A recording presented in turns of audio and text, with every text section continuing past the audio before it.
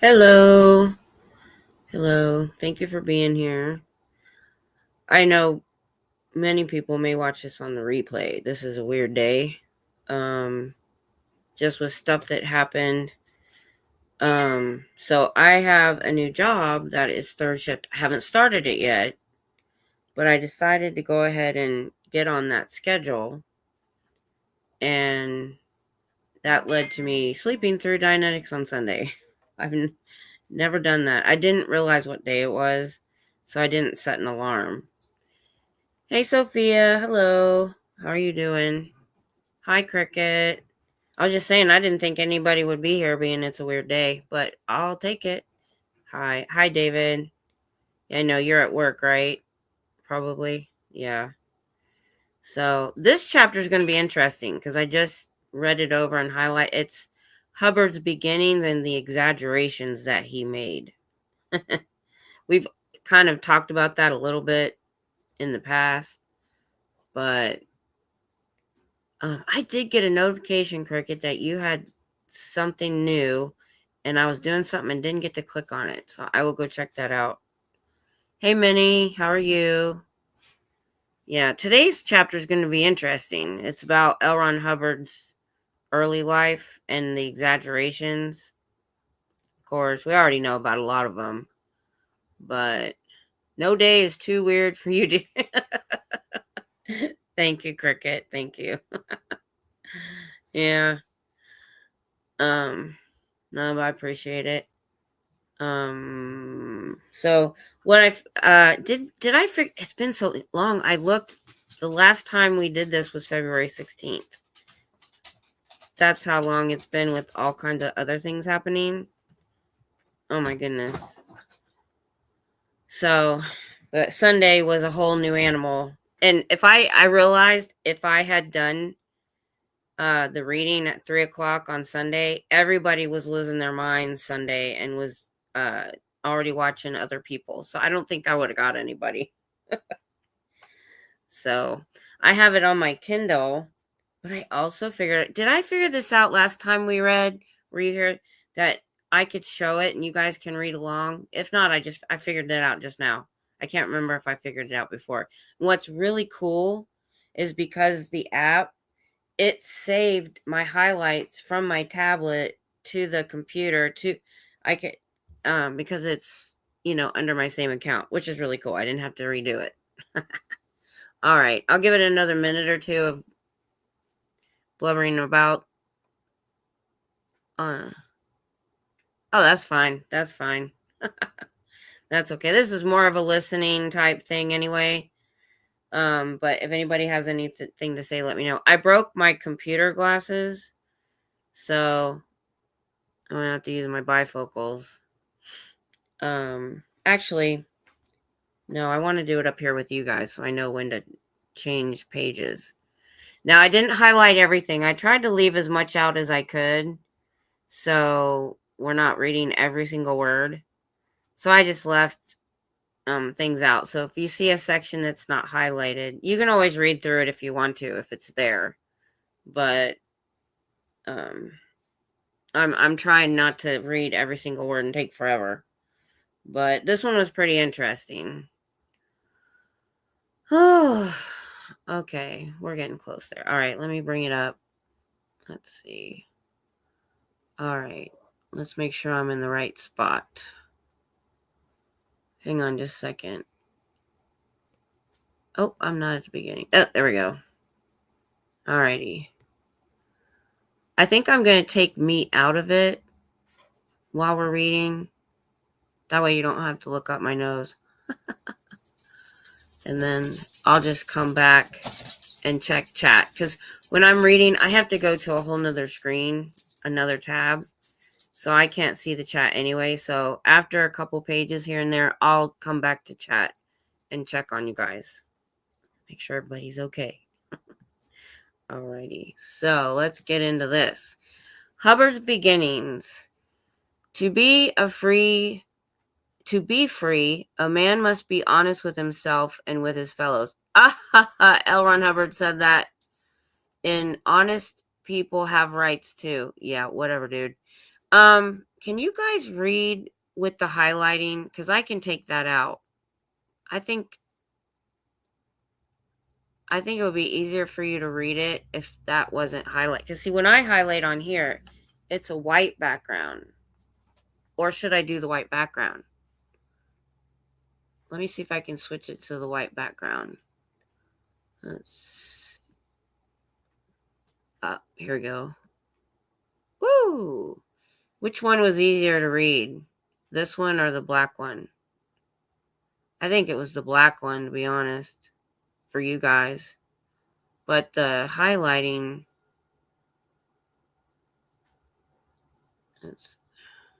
what would you guys rather read?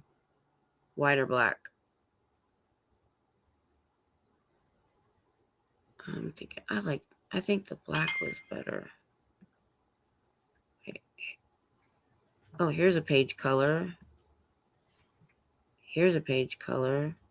I wonder if I can I'm just going to take the highlights out. Let's see how hard that would be. Did it take them all out? I'll have to do it each page. That's okay. I'm not sure how to do this, you guys. Because I need the highlights to know what to skip. I'll do my best. I think I read all of this. Okay, so let's get into this. Novelists often elaborate their own mundane experience into fictional adventures. Hubbard did not confine his creativity to his fictional work. He reconstructed his entire past, exaggerating his background to fashion a hero, a superhero even. Although Hubbard wrote many imaginative stories, his own past became his most elaborate work of fiction. Hubbard's works are peppered with references to his achievements. He often broke off when lecturing to relate an anecdote about his wartime experience or his Hollywood career. Even before he generated a following, he would tell tall stories to anyone who cared to listen.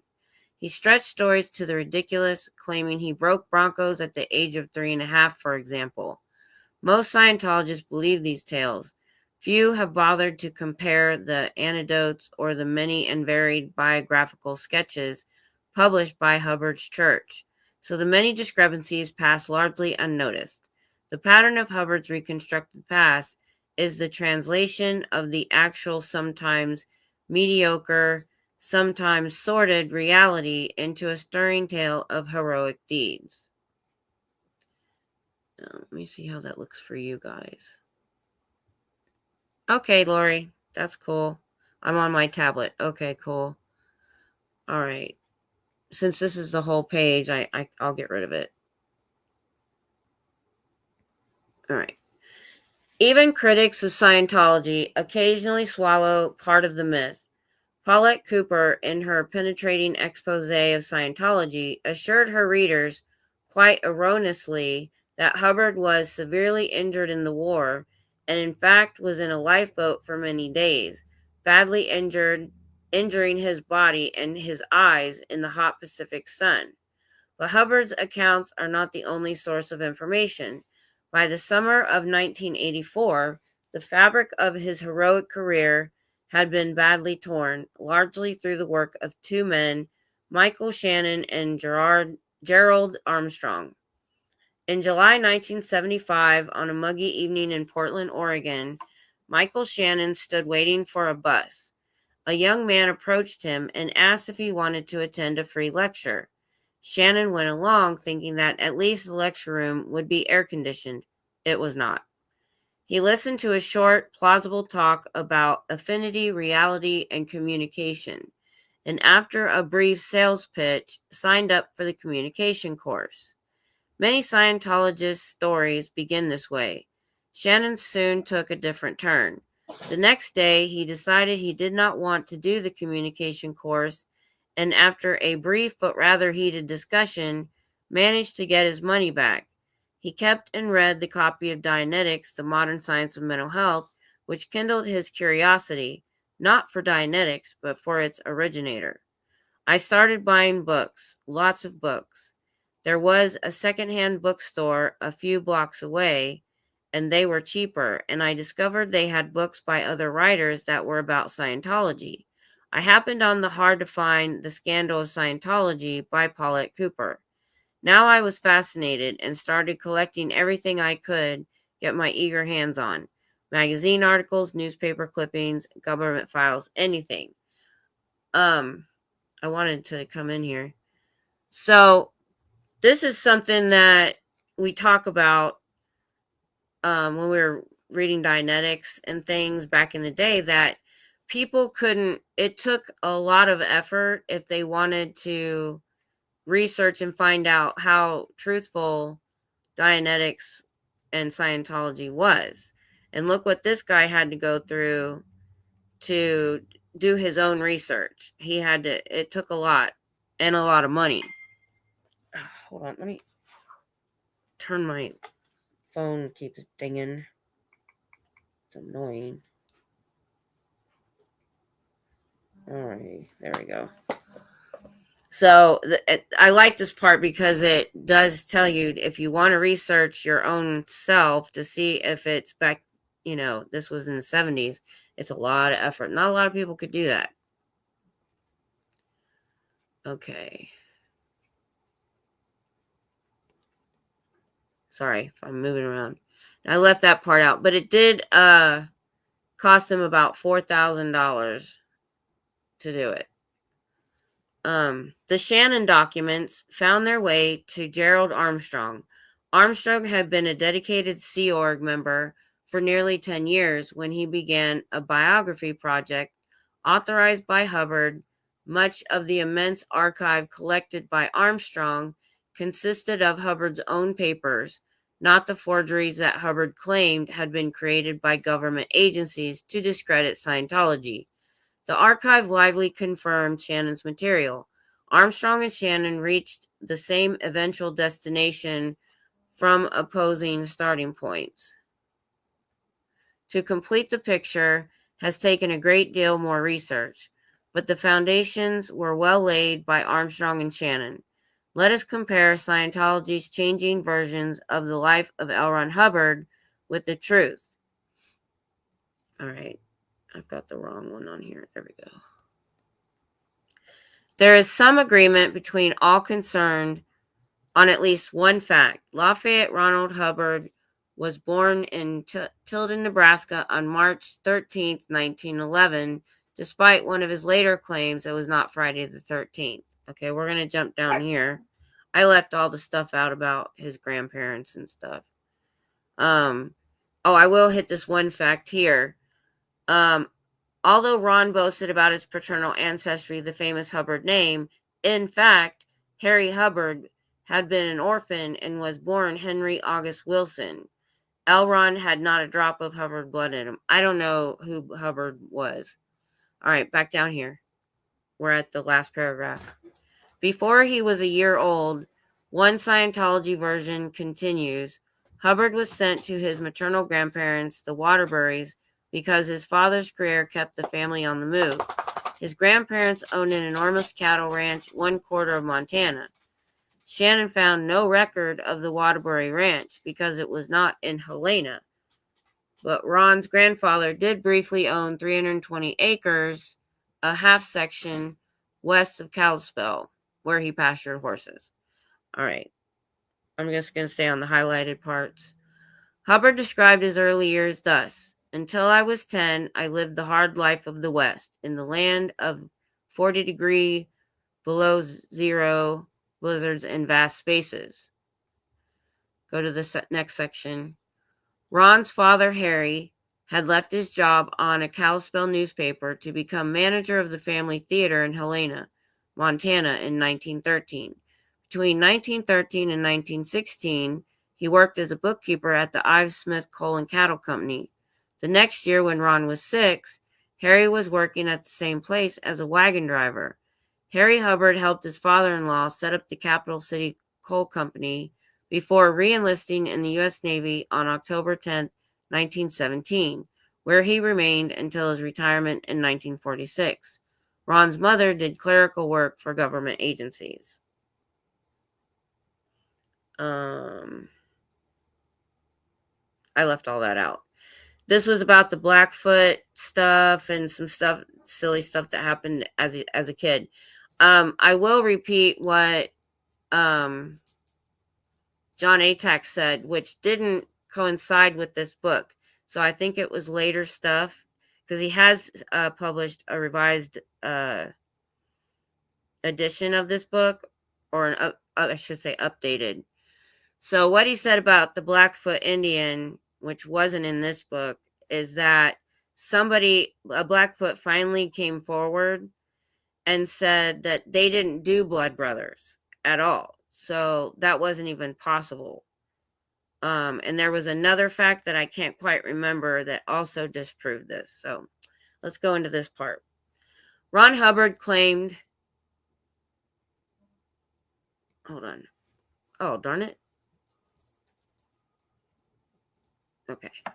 Ron Hubbard claimed he had been raised by his maternal grandparents. In fact, he was with both of his parents until his father rejoined the Navy in 1917. Even then, his mother stayed put with her family until 1923, when she joined her husband, taking Ron with her. Ron was part of a tolerant and joyful family community. That interests me because of all the weird stuff we read in Dianetics. We thought he had problems with his family. Moving on. The young Hubbard probably spent a few weeks on his grandfather's small stud farm. To a 3-year-old boy, those 320 acres near Kalispell probably seemed like a quarter of Montana. He undoubtedly met cowboys and perhaps even Blackfoot Indians, possibly on the rail journey from Helena to Kalispell. There is nothing wrong with any of this except, from Hubbard's point of view, the scale.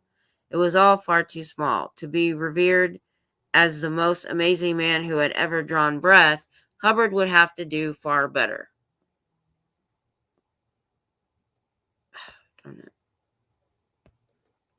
Hubbard claimed that his interest in the human mind was sparked by a meeting with one Commander Thompson when Hubbard was 12.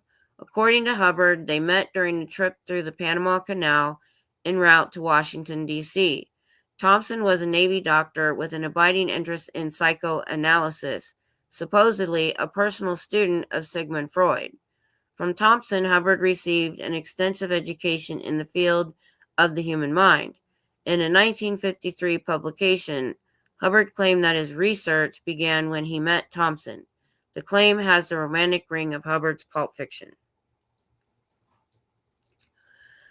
Hubbard's extensive teenage diaries make no mention of either Thompson or Freud, nor do they contain any material which supports the idea that the juvenile Hubbard was researching the human mind. Scientologists claim Ron became the youngest Eagle Scout in America at the age of 12 in Washington, D.C., and that he was a close friend of President Coolidge's son, Calvin Jr., whose early death accelerated L. Ron Hubbard's precocious interest in the mind and spirit of man. In a diary written when he was about 19, Hubbard recalled his acquisition of the Boy Scout Eagle. But the Boy Scouts do have a record of Ronald Hubbard, who became an Eagle Scout in Washington, D.C., and was a member of Troop 10. The Eagle was actually awarded on March 28, 1924, some 2 weeks after L. Ron Hubbard's 13th birthday. Now, I will say, knowing Boy Scouts, at least now, that 13 is fairly young for an Eagle Scout, but I don't think he was the youngest. And if you guys hadn't heard, which I think most of you have, my son was in the Boy Scouts and he was in the Navy. So when we went to Dallas and watched this same thing about L. Ron Hubbard, my son was very upset when we left. He was ticked. And he said, if he was the youngest Eagle Scout, it says they wouldn't keep track, but they would. It would have been in the Boy Scout history, and my son would have known about it if that were true. So, let me get a drink of water here. Hubbard in the East is our next section. This part is interesting because we always wondered, how extensively did he study other religions?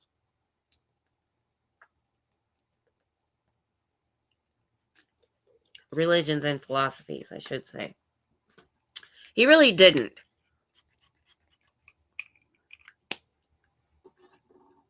He made all that crap up too. All right, let me get rid of these. Darn it. There we go. All right. As a still very young man, with the financial support of his wealthy grandfather, L. Ron Hubbard traveled throughout Asia. He studied with the holy men in India and northern China, learning at first hand the inherited knowledge of the East. L. Ron Hubbard, Hymn of Asia. Oh my God. Did they do a whole book on that? Hubbard added to his mystique by making believe that he had spent his teens communing with the great masters of Asia. Some part of Hubbard's authority rests in his alleged journeys in China, India, and Tibet, because Scientology is supposedly a reformulation of the mystic truths he learned there. By applying the rigorous discipline of the Western scientific method to the secrets of Eastern mysticism, Hubbard later claimed to have isolated the laws of life itself. Quite typically, Scientology accounts of Hubbard's sojourn in the East are packed with contradictions. In one, we are told his father was posted to Asia in 1925 and that Ron traveled extensively between 1925 and 1929. Hubbard allegedly spent a considerable period of time in the western hills of Manchuria and while in China visited many Buddhist monasteries. In his book, Mission into Time, Hubbard claimed he had studied with holy men in northern China and India. In What is Scientology?, Hubbard's life is depicted in a series of amateurish paintings, among them one of the 3 fur-clad Tibetan bandits with the caption, "In the isolation of the high hills of Tibet."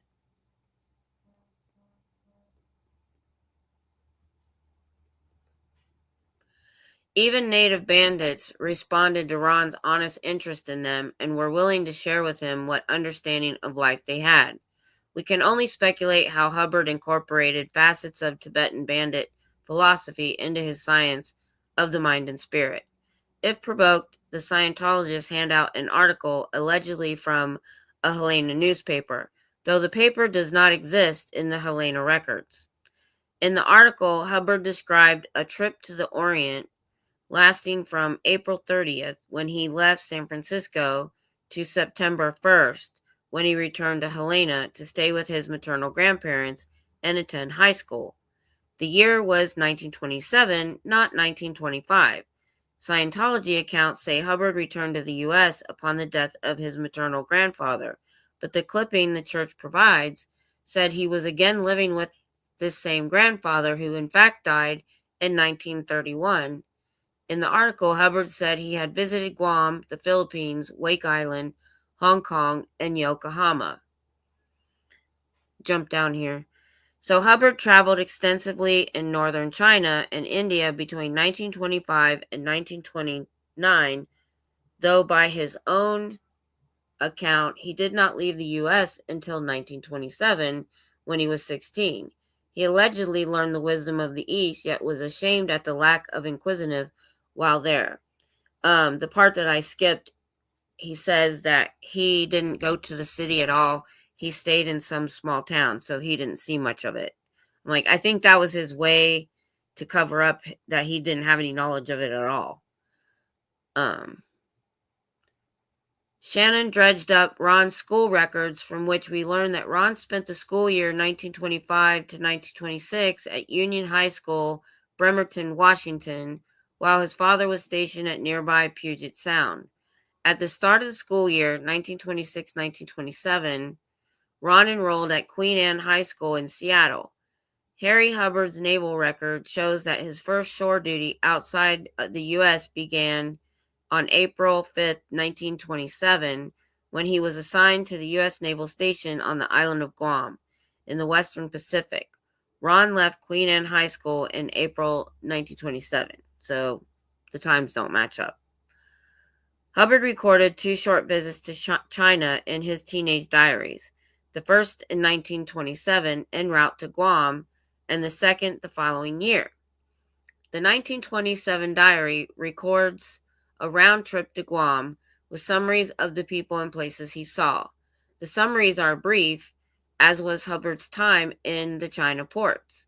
The President Madison, on which he and his mother sailed, didn't seem to stay put for more than a day anywhere. It was a transport, not a cruise liner. The President Madison visited Hawaii, where Hubbard watched young men diving for coins. Hubbard was unimpressed with Yokohama, Shanghai, and Hong Kong. Any sympathy he felt for the people who lived in the squalor his diary records quickly evaporated and was displaced by contempt, which permeates all of his descriptions of the natives of the places he visited. The President Madison took Ron and his mother to the Philippines, where he complained about the idleness and stupidity of the inhabitants. In Cavite, where they joined the Navy transport USS Gold Star, a Lieutenant McCain told Ron that under the derelict cathedral crawling with snakes were tunnels full of gold. Hubbard vowed to his diary that he would return. Okay. I don't have this highlighted. Yep, I didn't highlight all this. I will say this. Hubbard was at Helena High School from September 1927 to May 1928. While there, he joined the 163rd Infantry Unit of the Montana National Guard. In his diaries, he described the events which led him to leave school and make his second trip to Guam. These accounts show that Hubbard had a fanciful imagination even then. All right, we're going to start down here. He pulled up and started a fight with his assailant, claiming to have broken 4 of the bones in his right hand in the process, though later medical records give no indication that he had ever broken any of the bones in his hand. The fight supposedly took place a few days before school examinations, so Hubbard failed to collect the necessary credits toward graduation. As it was, he had been doing badly, having had to repeat the first semester's geometry and physics. So he makes up an injury to explain why he failed in school. He does the same thing with the Naval Academy. Okay. Hubbard visited his aunt and uncle in Seattle, and from there in June revisited the Boy Scouts camp Parsons. After a week or two, he grew restless and went off on a lone hike. The first night, he made camp about 2 miles beyond Shelter Rock. While asleep, he fell 50 feet, and when he recovered consciousness, found blood gushing from his left wrist. At the end of June, Hubbard learned that the USS Henderson would be leaving for the Philippines on July 1st. Hold on just a second, you guys. Come here. Come here. Come here. Go take in your... All right. Oh, lay down right there. I don't know if you could hear her collar shaking. I took it off. All right, where were we? The Henderson. All right. At the end of June, Hubbard learned that the USS Henderson will be leaving for the Philippines on July 1st, and on impulse decided to join her. He would return to his parents on Guam. Hubbard raced to San Francisco only to discover that the USS Henderson had already left port. He decided to sign on as an ordinary seaman with the President Pierce, which was China-bound, but at the last minute changed his mind and went chasing after the Henderson again. He caught up with her in San Diego. According to Hubbard's notebook, the Henderson's captain said Hubbard would need permission from Washington to join the ship. Time was running out. Washington said his father's permission would be needed. An answer from Guam usually took 2 days, but Hubbard was in luck. Permission came an hour before the Henderson sailed, and a whole bunch of other stuff. And the records actually show he was on the ship a full 24 hours before it sailed, so that was a lie too. Down here, the last paragraph. In his diary, Hubbard gave a fairly elaborate description of the sights, probably seen on tours given by the Peking YMCA.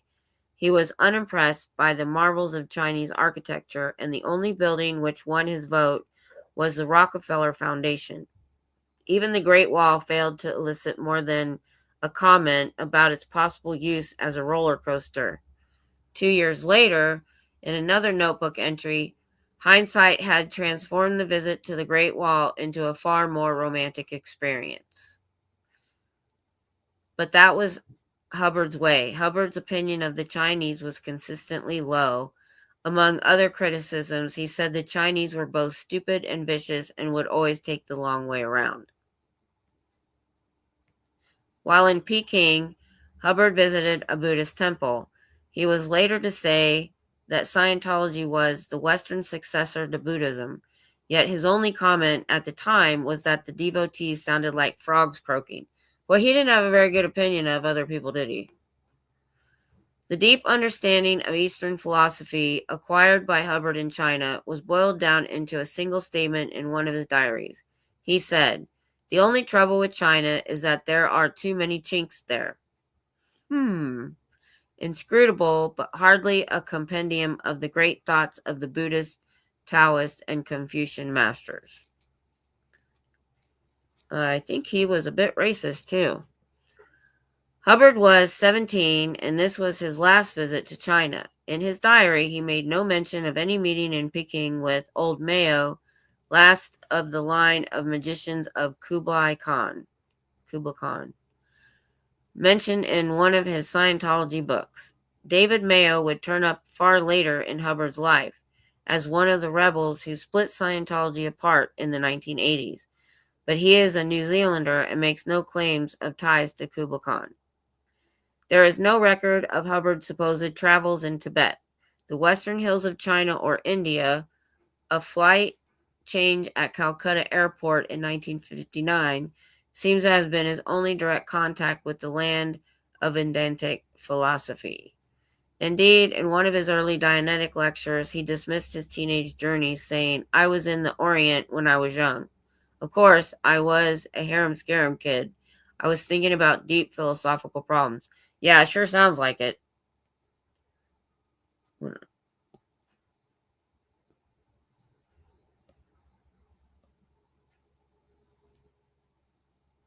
All right. By Christmas 1928, Hubbard was back on Guam. He took the Naval Academy entrance examination, failing the mathematics section. In August 1929, Harry Hubbard and his family returned to the U.S. Harry was posted to Washington, D.C., and Ron enrolled at the Swavely Prep School in Manassas, Virginia, for intensive study to prepare him for the Naval Academy. His mother returned to her parents in Helena. In December 1929, Hubbard acted in the school play. By this time, he had developed eye strain, and his nearsightedness prevented him from qualifying for the Naval Academy.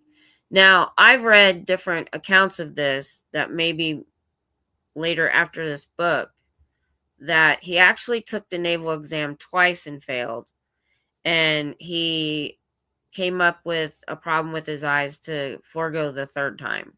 That's just something I'd heard. Right. Hubbard enrolled at the Woodward School for Boys in February 1930 and graduated that June. Woodward mainly catered to difficult students and slow learners. At 19, Hubbard was a year late in graduating from high school. At Woodward, Hubbard won an oratory contest. He was always a great talker. The set subject was apt for a man later to be accused of entrapping his followers in a brainwashing cult. The Constitution, a guarantee of the liberty of the individual. Hubbard's book, Mission into Time, says he enlisted in the 20th Marine Corps Reserve while a student at George Washington University. Shannon obtained Hubbard's Marine service record, which confirms that Hubbard actually joined the reserves in May of 1930. What's the discrepancy? While a student. I'm not sure what there's a discrepancy. I just don't know what it is.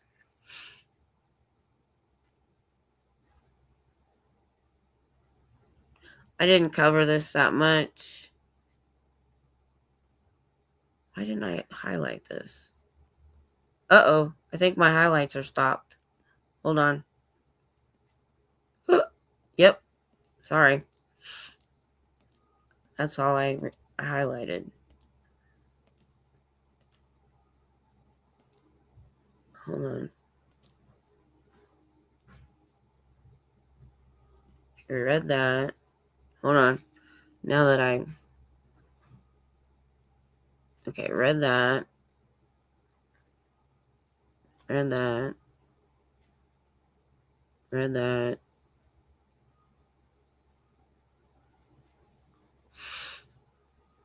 Read that.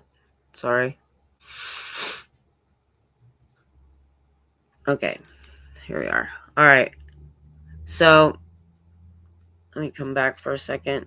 See what's been going on in the chat. Hi, Jay. Yeah, this is good for listening. Hey, Adam. The navel gazer. Yeah, I know. The guy can really make up some stories, can he? And actually, there's some stuff in this book I hadn't even read. We're about to get into that.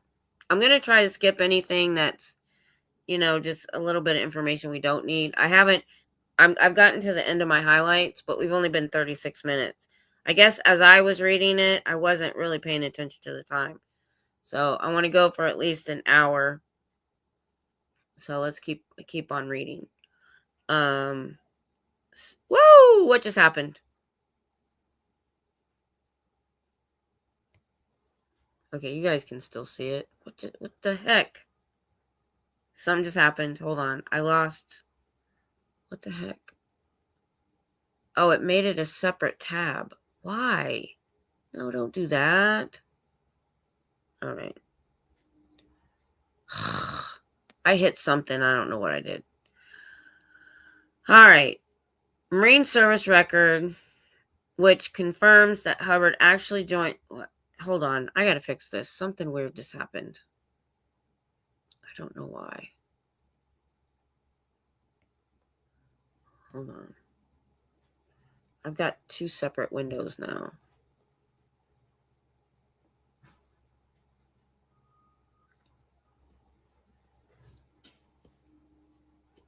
Why can't I make this one bigger? Ugh.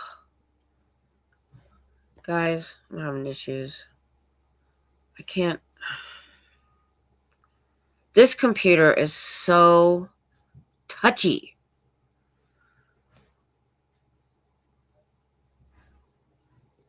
What? Nothing's working on. Ugh.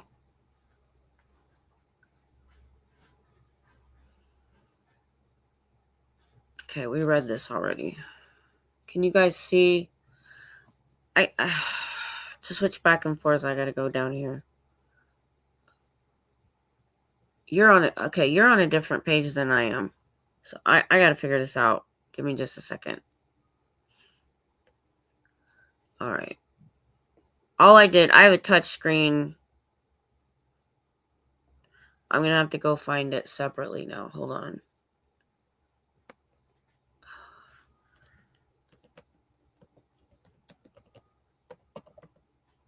All right. I have to bring up.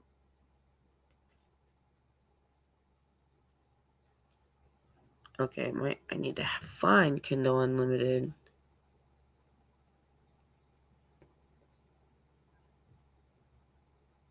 Nope, that's not it. Holy crap. Why can't I find it?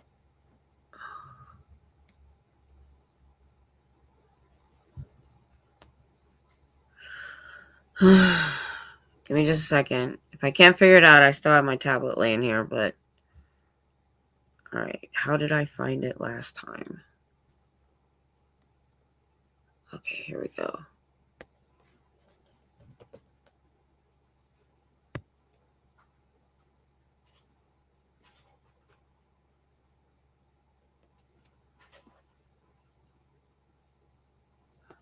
Did I find it? Found it. Yay! Okay, got it. I just need to find the right page now.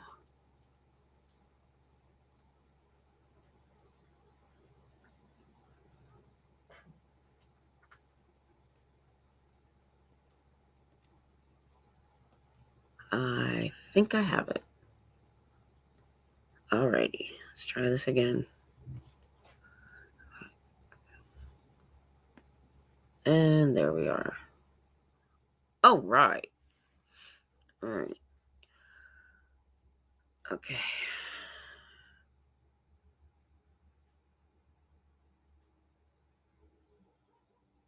Okay, we talked about the Naval Academy.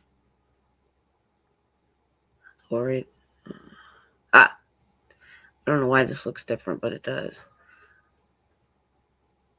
Okay. Okay. Hubbard actually joined the reserve. Okay, we read that. 4 months before enrolling at the university. Within 2 months, he had been promoted to first sergeant, a leap of 6 ranks. When Shannon asked the Marine Corps headquarters, they were as baffled as he was by such rapid peacetime promotion. The answer is quite simply that the 20th was actually a reserve training unit connected to George Washington University. Hubbard later explained his promotion by saying it was a newly formed regiment and his superiors couldn't find anyone else who could drill. So he was the only one. On October 1931, Hubbard received an honorable discharge from the Marine Reserve. In his service record, there is a handwritten note under the character reference excellent. In another hand beneath this is written not to be re-enlisted. There is no explanation of either statement. Hubbard's discharge followed on the heels of criticism of his poor academic performance. So if it was connected to the university, then if he's not doing well in school, I guess that has something to do with it. Do. Differing claims have been made in Scientology literature for Hubbard's achievements at George Washington University. It has been said he attended the first courses in nuclear physics, even that he was one of America's first nuclear physicists. Yeah, right. The former is unlikely. It was a little too late to be the first such course, and the latter is a downright lie. Even Hubbard's last wife, Mary Sue, has admitted that her husband was not a nuclear physicist, though she made the preposterous statement that he had never claimed to be. Yeah. The claim was excused as a mistake made by overzealous Scientologists, which remained uncorrected in literature copyrighted to Hubbard for 30 years. In fact, Hubbard made that very claim in a bulletin called The Man Who Invented Scientology, published in 1959. Hubbard was not a nuclear physicist by any stretch of the imagination. He was a student in the School of Engineering at George Washington University, majoring in civil engineering. According to his college records, he was enrolled in a course called Molecular and Atomic Physics in the second semester of 1931 to 32 college year, receiving an F grade in what was certainly an introductory course. By his own admission, Hubbard was poor at mathematics, and his records support this, showing nothing better than a D. He was later to demonstrate how superficial his understanding of physics was in a book called All About Radiation. Ignoring Hubbard's admission, two Scientology biographical sketches say he graduated not only with an engineering degree, but also a mathematics degree. All right, let me see if we have to read all this.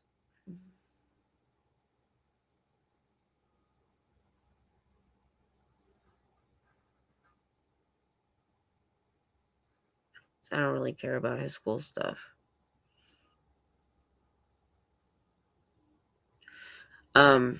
Right side of the page. Hubbard's inflated claims usually have some slim basis in fact. He was an elaborator, not an originator. His much publicized authority as a scientific and philosophical pioneer was founded on his purportedly long, intimate experience of Eastern mysticism and his training as an engineer and physicist. Hubbard built his house on the very shaky foundation of a 2-week vacation in Peking and a fail grade in molecular and atomic physics.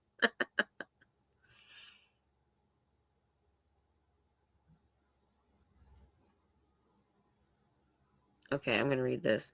Behind the prosaic facts was a clever and articulate boy who did not manage to keep up with his schoolwork. Far from the legend Hubbard was to create, there is little exceptional about Ron Hubbard's childhood and adolescence. Contrary to his later claims, he was with his mother until he was 16. The evidence shows was a part of a loving family. His parents were probably upset by his failure to win a place in the Naval Academy or to qualify as an engineer, especially in the dark times of the Great Depression. Ron later said, "My father decreed that I should study engineering and mathematics, and so I found myself obediently studying." Hubbard was already writing in his teens, struggling to generate fiction. His journals are packed with attempts at pulp stories. Even his diary entries were obviously written for an audience, suggesting that even then, Hubbard's distinction between fantasy and reality had blurred. All right, next chapter. Let's see. Hubbard the Explorer. Let me come back here and see what y'all are doing. Hey, Bob's here. Hello. Yeah, he never had a second degree.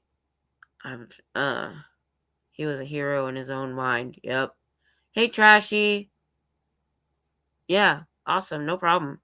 I like doing this. I like learning things. I like studying things. So, yeah, it's a good way to just listen. You don't have to read along.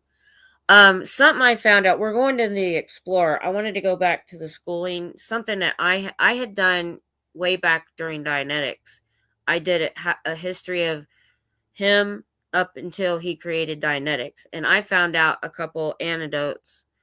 When he was at George Washington University, I believe they went on a school trip that he helped plan. That he planned. It was so bad. The ship, the food, the ship. I think the sewage backed up. It was like a cruise. It was so bad that the other students burned him in effigy. If you don't know what that means, that's when you take and make a doll of somebody, and you burn it, and usually life size. I'm like, that's how much the other students hated him at that school. So I wasn't even sure that he had graduated that school, but I guess he did. All right, let's keep going. Hubbard the Explorer. Each individual is the center of a mythology of his own. Joseph Campbell created mythology. By his own account, Hubbard led his first expedition while in college. In fact, the Caribbean Motion Picture Expedition set out after Hubbard's last semester at college. Dates vary in the Scientology accounts, but the expedition took place in the summer of 1932. This might be what I was talking about, this expedition. They didn't, what I was reading didn't say that's what it was, so we'll see where this goes. I haven't read this part yet. The expedition is mentioned frequently, but briefly, in Scientology literature. It allegedly provided the Hydrographic Office and the University of Michigan with invaluable data for the furtherance of their research. Hubbard's church supports these claims with copies of the George Washington newspaper, the University Hatchet of May 1932, and the Washington Daily News of September 1932. As ever, the documents support only the basis of Hubbard's story and undermine his inflated claims. The University Hatchet article preceded the trip and was enthusiastic about its possible outcome. The headline reads, L. Ron Hubbard heads movie cruise among old American piratical haunts. And the article gives considerable detail about the personnel and the objectives of the expedition. The equipment was to include a light seaplane. Cameras were to be supplied by the University of Michigan. Among the personnel were to be botanists, biologists, and entomologists. The article continues, Buccaneers, however, will have the center of the stage. According to Hubbard, the strongholds and bivouacs of the Spanish Main have lain neglected and forgotten for centuries, and there has never been a concerted attempt to tear apart the jungles to find the castles of Teach, Morgan, Bonet, Bluebeard, Kid, Sharp, Ringrose, and El Onassis, to name a few. Apparently, Hubbard and crew intended to make motion pictures for Fox Movietone News. Down there where the sun is whipping heat waves from the palms, this crew of gentlemen rovers will reenact the scenes which struck terror to the hearts of the world only a few hundred years ago, with the difference that this time it will be for the benefit of the fun, and the flickering ribbon of celluloid scenarios will be written on the spot in accordance with the legends of the particular island, and after a thorough research through the ship's library, which is to include many authoritative books on pirates. Hubbard had become one of the 8 associate editors of the University Hatchet with this issue, so quite possibly he wrote the piece. The style certainly fits. Yes, it does. The voyage took place aboard a 1,000-ton sailing ship, the Doris Hamlin, captained by F.E. Garfield. 50 students were to take part, and the Hatchet article gives an impressive list of proposed ports of call. However, the expedition failed to realize its promise. On his return to the U.S., Hubbard wrote an article for the Washington Daily News. Hold on, let me get a drink. I think this was the trip I just mentioned, only mine was a very brief version. Because all it said was a school trip. I'm like, this is much more than a school trip. On June 23rd, 1932, the chartered 4-master schooner Doris Hamlin sailed from Baltimore to the West Indies with 56 men aboard. Exclusive of 6 old sea dogs, the crew consisted of young men between the ages of 20 and 30, who thirsted for adventure and the high seas. A movie camera, scientific apparatus, and a radio completed the Caribbean motion picture expedition. Just 12 hours before the Doris Hamlin slipped her whips, 10 men canceled their passage and left us in a delicate financial situation. Our first port of call was Bermuda. The captain was ordered to stand off the island while we landed for mail, but leaky water tanks gave him excuse to put into the harbor. Towage, pillagage, and expensive water depleted the treasury. 2 days at sea, the water again leaked out and left us with the same amount we had before entering Bermuda. Due to the prevailing direction of the trade winds, it was necessary that we go to the Martinique, that we might make the more important ports in our itinerary. At Fort-de-France, Martinique, we put in for mail and supplies.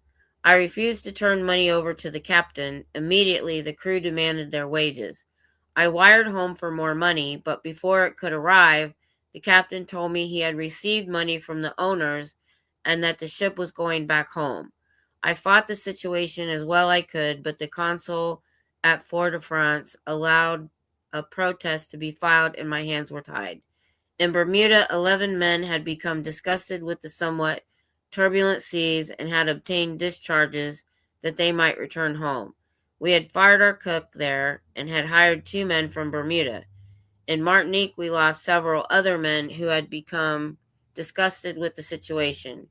When we left Martinique, the whole aspect of the trip had changed. Morale was down to 0. The Doris Hamlin called at Ponce, Puerto Rico, then on the insistence of its owners, returned to Baltimore. No mention was made of any underwater filming, despite the Scientologists' claim that films made provided the Hydrographic Office and the University of Michigan with invaluable data. The University of Michigan told Shannon they had no film and knew nothing of the expedition, nor is there any mention of the Buccaneer film, which was to have been the core of the expedition. The seaplane mentioned in the article written before the trip began has also disappeared in Hubbard's account. The Doris Hamlin failed to reach all but 3 of its 16 proposed destinations. A few years later, Hubbard wrote of the Caribbean motion picture expedition. It was a crazy idea at best, and I knew it. But I went ahead anyway, chartered a 4-masted schooner, embarked with some 50 luckless souls who haven't stopped their cursings yet. I'm not going to read all of this now.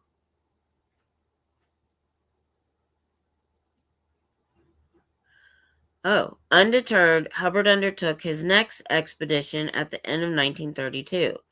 In his mission into time, we read, then in 1932, the true mark of an exceptional explorer was demonstrated. In that year, L. Ron Hubbard, aged 21, achieved an ambitious first, conducting the West Indies Mineral Survey.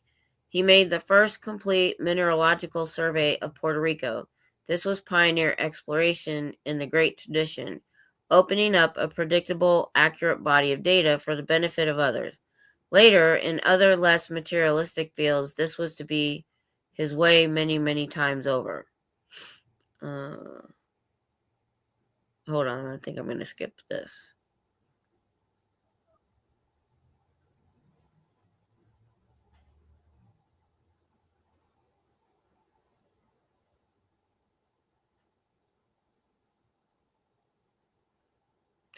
Armstrong says Hubbard had gone to Puerto Rico to prospect for gold. This is supported by a photograph in Hubbard's Mission into Time with the caption in his hand, "Sluicing with crews on Corozal River 32. It is possible that Ron fled to Puerto Rico to avoid the legal claims brought against him by members of his Korean expedition." Those were probably the guys that burned him in effigy. Sounded like a bad trip. Let's see. Long before Scientology, Hubbard told stories about an expedition to South America. Frank Grubert, who knew him in 1934, can't speak, said Hubbard told him about a 4-year expedition to the Amazon. After the war, Hubbard told a fellow writer he had been wounded by native arrows on this supposed expedition. By the time Dianetics came along, this tall story had faded away, to be replaced with others. There is one Scientology biographical sketch which makes a fleeting mention of an expedition to Central America, made immediately on his departure from college. All right. Oh, this is okay. We'll read this. Hubbard also claimed to have been a barnstorming pilot, nicknamed Flash. Shannon found that for 2 years, Hubbard had a license for gliders, but none for powered aircraft. The barnstorming career seems to have been another student vacation, taken in the summer of 31 with a friend who was an experienced pilot. The Scientologist in 1989 publication called Ron the Writer claimed that having left college, Hubbard went straight into the world of fiction writing and before 2 months were over had established himself in that field at a pay level which, for those times, was astronomical. That's absolutely not true from what I've read. Okay. Apart from a few contributions to the University Hatchet Literary Review, Hubbard's only commercially published article while at university was for the Sportsman's Pilot. It was called Tailwind Willies and was published in January 1932, and it probably paid little or nothing. During 32 and 33, Hubbard contributed 5 articles to the Sportsman's Pilot, including one entitled Music with Your Navigation, and one to the Washington Star supplement called Navy Pets. That was his entire commercial output during those years. Hardly enough to support himself, let alone produce an astronomical level of pay. Isn't that the truth? All right, let me check chat. Oh. Hubbard the Grifter. Yep, for sure. For sure. Thanks, Lori. I appreciate that. Wes Anderson could make a good Hubbard movie. Yeah, I know, right? Well, thank you, Lori. I don't really put that out there that much. They let this dope into the Explorers Club. Or did they? We'll probably get to that in a minute. Holy crap. All this stuff was lies. Wow. That's terrible. All right. Like I said, the background that I did was very brief. It didn't get into all these specifics. All right, where are we?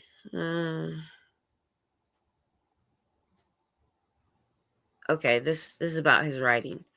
It was not until 1934 that Hubbard's stories were accepted by pulp magazines such as Thrilling Adventure, The Phantom Detective, and 5 Novels Monthly. His later denials of having written pulp wear thin given some of the titles in question: Sea Fangs, The Carnival of Death, Man Killers of the Air, and The Squad That Never Came Back. Hubbard later wrote Western fiction too. The church usually makes no mention of Ron's first 2 marriages. Upon his return from Puerto Rico, Hubbard married Margaret Lewis Grubb in Elkton, Maryland, in April 1933. He called her Polly or Skipper, and she called him Redhead. Their first child, Nibs, or more properly Lafayette Ronald Hubbard, Jr., was born prematurely in May 1934. In 1936, Polly bore Hubbard a daughter, Catherine May. In summer 1934, found Hubbard living in a hotel in New York where he met Frank Gruber, also an aspiring pulp writer. They spent a lot of time together, and in his book, The Pulp Jungle, Gruber told this story. During one session, Ron began to relate some of his own adventures. He had been in the United States Marines for 7 years. He had been an explorer on the upper Amazon for 4 years. He'd been a white hunter in Africa for 3 years. After listening for a couple of hours, I said, "Ron, you're 84 years old, aren't you?" He let out a yelp. "What the hell are you talking about? You know I'm only 26. Mm-hmm. Hubbard was actually 23. Gruber had been taking notes throughout. Well, you were in the Marines 7 years. You were a civil engineer for 6 years. You spent 4 years in Brazil, 3 in Africa. You barnstormed with your own flying circus for 6 years. I just added up all the years you did this, and it comes to 84 years. Ron blew his stack. Gruber added, "I will say this, his extremely vivid imagination earned him a fortune some years later." I don't know if they'll go into it, but in my research, people that knew the Hubbards in the 30s, he was living off his writings, and they were always in need of money. They weren't doing very well. They may go ahead and discuss this later. His church claims that in 1935, LRH went to Hollywood and worked under motion picture contracts as a scriptwriter on numerous films, making an outstanding reputation there with many highly successful films. The date is a little cloudy. Other Scientology accounts say 1936 or 37. Shortly after Jerry Armstrong started working on the Hubbard Biographical Archive, he was told that the film Dive Bomber, a 1941 Warner Brothers film release, allegedly written by Hubbard, was to be shown to raise money for the legal defense of 11 indicted Scientology staff members. Armstrong started researching the background of the film in February 1980. I obtained a copy of the short story Dive Bomber, which Mr. Hubbard had written and had been produced in a pulp magazine in, I believe, 1936. I read through the story, and then I went to the Academy of Motion Picture Arts and Sciences here in Los Angeles, and I obtained a copy of the screenplay, or at least a synopsis or a treatment, and I realized that the two were completely different. And I also saw that Mr. Hubbard's name was not noted in the credits, and I believe there were a couple of writers noted. I checked their names against other records and confirmed that they couldn't have been him because they were writing on several other movies which he could not possibly have been involved with. So they weren't pseudonyms he was using. Are we surprised?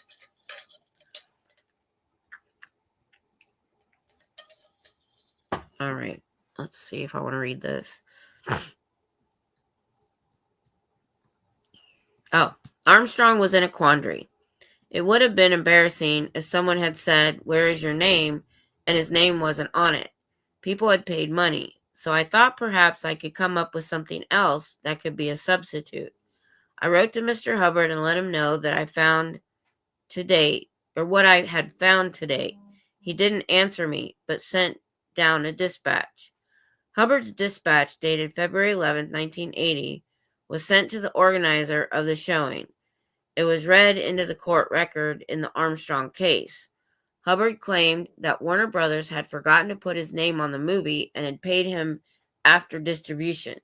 He had not cashed the check until the end of the war, when he used the money for a trip to the Caribbean. Hubbard's most noteworthy work during his brief time in Hollywood was the co-authorship of a 15-part serial called The Secret of Treasure Island. He was, however, a successful pulp writer. Many of his stories were published during the late 30s. Among his pseudonyms were René Lafayette, Legionnaire 148, Lieutenant Scott Morgan, Morgan DeWolf, Michael DeWolf, Michael Keith, Kurt von Rauschen, Captain Charles Gordon, Legionnaire. Oh, that's not one word. Sorry. Charles Gordon, Legionnaire 14830, Elron, one word. Bernard Hubble, Captain B.A. Northrop, Joe Blitz, and Winchester Remington Colt. Wow, that's a lot of names. All right. Only his remarkable writing output enabled Hubbard to make a living in those penny-a-word days. He wrote a number of true stories, two of which concerned his alleged experiences in the French Foreign Legion. Oh, now he was in the Foreign Legion. Okay. His first hardcover book, Buckskin Brigades, was published in 1937. According to Hubbard, his first philosophical breakthrough came in 1938 with the discovery that the primary law of all existence is survive. The somewhat tautological notion that everything that exists is trying to survive became the basis of Dianetics in Scientology.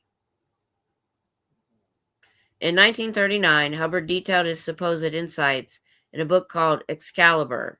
Hubbard hints about Excalibur are the source of several Scientology myths. It is whispered that the entirety of Scientology was available in the book, but in such a concentrated form that many people would go mad if they read it. Okay. The book has never been published. I've heard about that book, Excalibur, a few times. Let's see. In an early Scientology promotional piece, it was claimed that 15 copies of Excalibur were distributed, but 4 of the people who read the book went mad as a result, so the manuscript was withdrawn. Okay.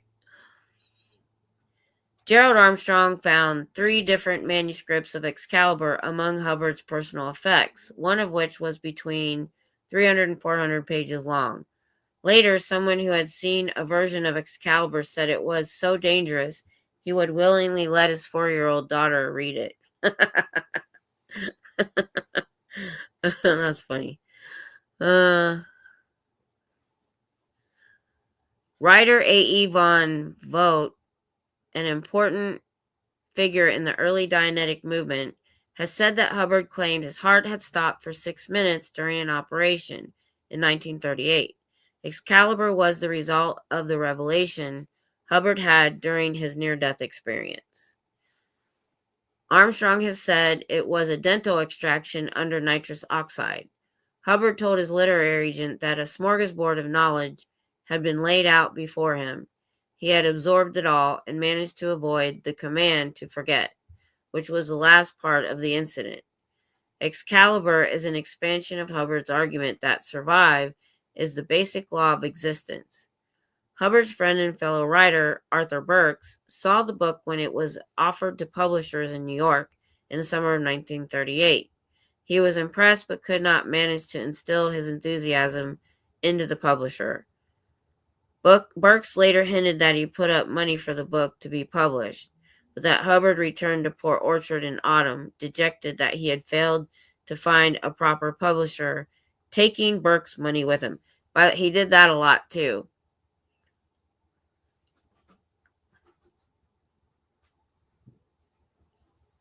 Oh, this is interesting. I never heard this. Hubbard often claimed that the only people who understood the value of his research in 1938 were the Russians. In an interview given in 1964, he said that the Russians had offered him $100,000 and laboratory facilities he needed in the USSR so that he could complete his work. After Hubbard refused, a copy of Excalibur was stolen from his hotel room in Miami. Hubbard made no mention of these supposed events when complaining to the FBI about approaches from the Russians in 1951. Of course. How far in are we? I need to check the time. All right, we're an hour in.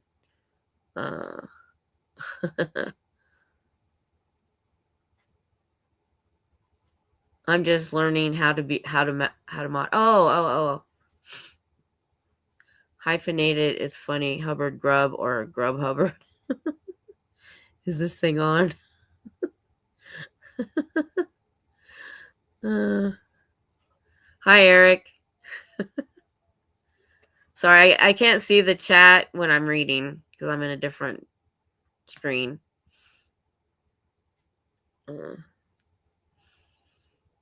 Yeah. Pneumonia, mad, probably more of a stomach ache. Yeah, from reading his books. Yeah, totally get it. All right, I'm going to try to find an ending spot here. So let's see where we can go with this. Let's see how I'm going to, don't look, I'm going to scroll. I want to see how long we're going in this chapter. Ooh, this is a long chapter. Nope, it's not. I'm going to finish this chapter. It's only a couple pages. All right.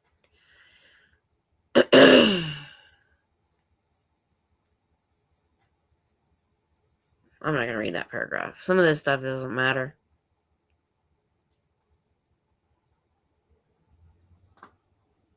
Okay. Hubbard joined editor John Campbell's circle of friends and became a major contributor to the reshaping. Oh, hold on. There we go.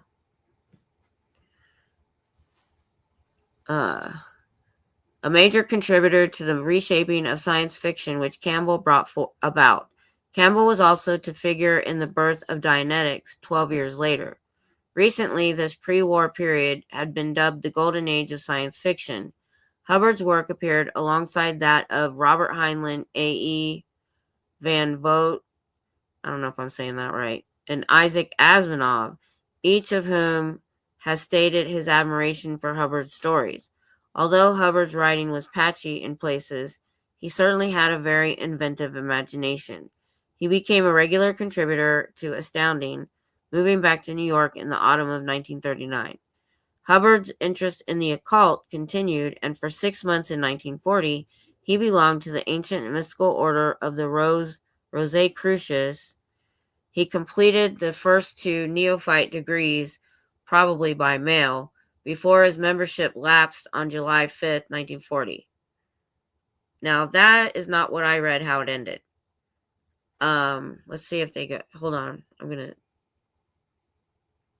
They may bring this up later, but this order that he was a part of, the Rosicrucians, by the way, their cross looks like the Scientology cross. That's where he got it from. I talked about that in the other video I did. Also, it may come up later, but this order tried to sue him later because part of the contract or whatever you sign with them, or your commitment, you can't tell anybody about what you learn. Well, they sued him because they said he was using stuff he learned in the order in Scientology. I don't remember if that was successful or not, but I thought that was interesting. All right. In February 1940, Hubbard was accepted as a member of the Explorers Club of New York. Oh, there it is. Though one Scientology account says 1936. According to his book, Mission into Time, Hubbard was awarded the Explorers Club flag in May 1940 for an expedition to Alaska aboard his ketch, the Magician. Hubbard called this trip the Alaskan Radio Experimental Expedition. Another Scientology account claims the expedition was undertaken for the U.S. government. Hubbard seems to have been trying out a new system of radio navigation developed by the Cape Cod Instrument Company. At least the Scientologists provide documentation to that effect. The expedition seems to have consisted of Hubbard and his first wife, Polly, aboard the 32-foot Magician. Some film was sent gratuitously to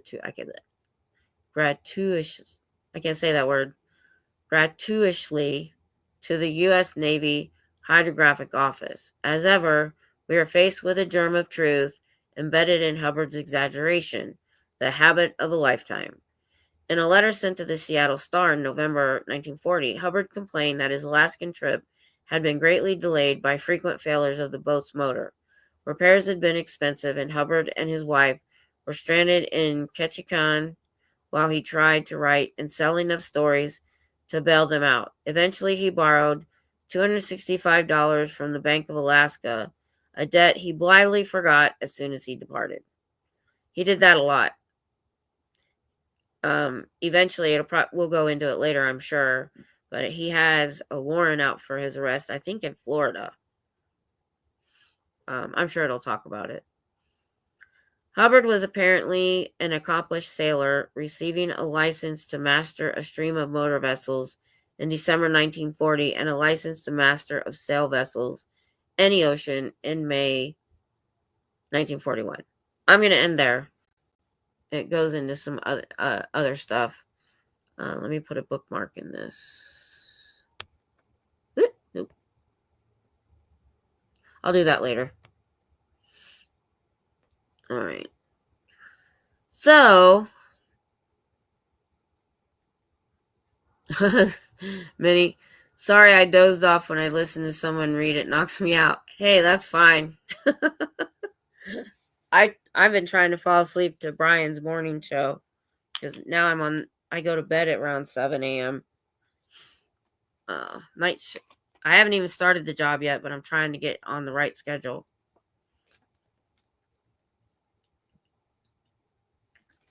But yeah, like I said, I did a quick biography of him and how Dianetics got started when we were reading Dianetics. And so I didn't get into a lot of these details. Why am I not on the screen? There we go. That was weird. So I did have a little bit of this information, but it didn't go into all the minute details. And that's why I like reading ahead. So I can leave out some of the, details that we really don't need. I probably could have left some of that stuff out too, but it's kind of interesting to see. Like, I love that guy that wrote down the years of everything he did, and he had to be 84 years old. That's what my son said. I did an interview with my son after we went to the Dallas org. Eric, if you're still here, that was an interesting interview because my son was a Boy Scout and he was in the Navy at Bremerton. I didn't even realize they were at the same place. I kind of thought they might be because it said he lived in Washington. And he came out of there ticked because he was like, everything he said he did in the Navy, he knew was BS.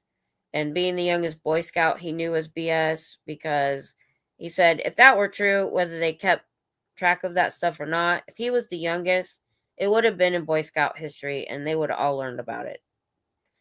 Honestly, 13 is still kind of young because you don't go from Cub Scouts to Boy Scouts until I think 11 or 12. I'm not sure how he did that because maybe it changed, but my son, they weren't even allowed to try for Eagle Scout till they were older.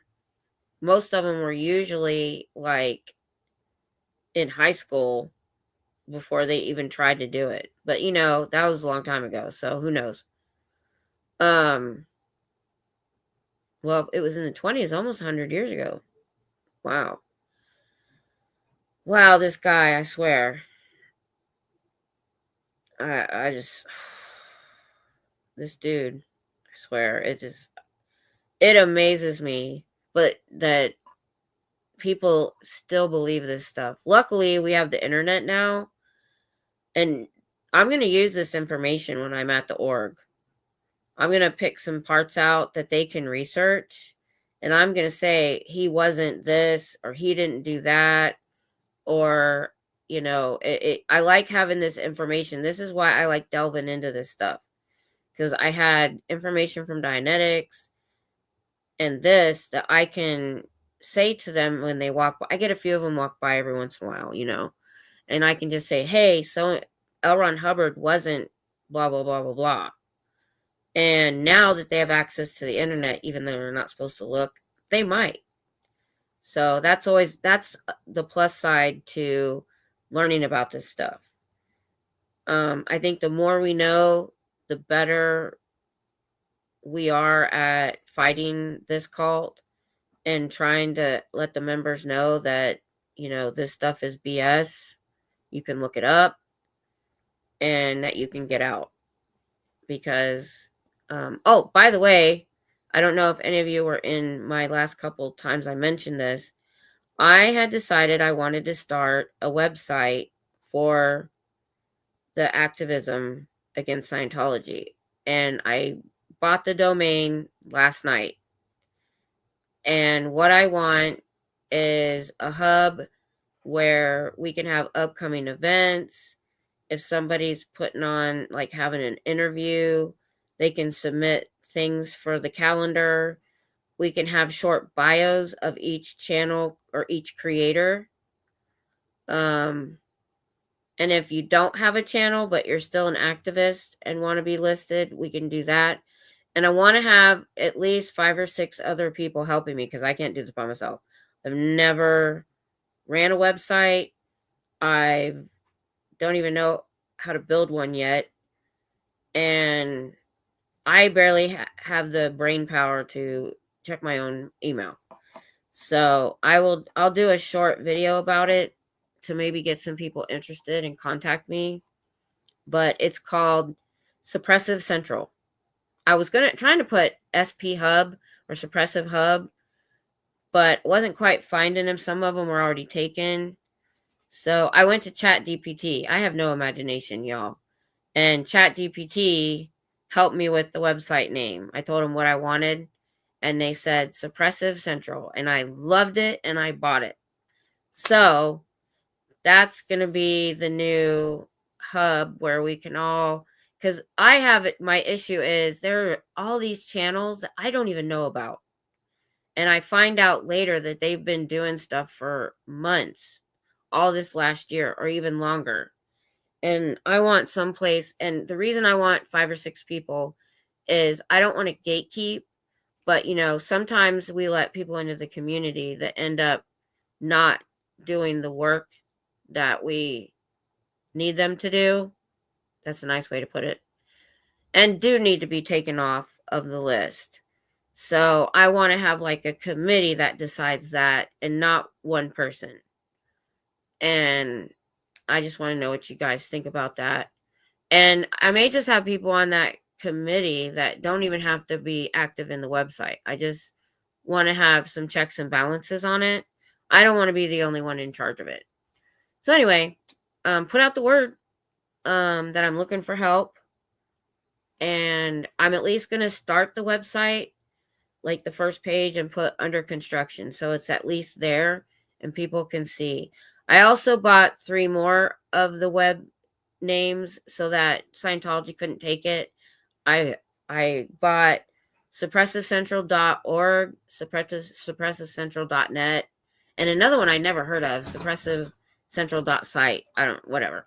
That's just to keep it from Scientology from trying to make another site like mine and screwing with it.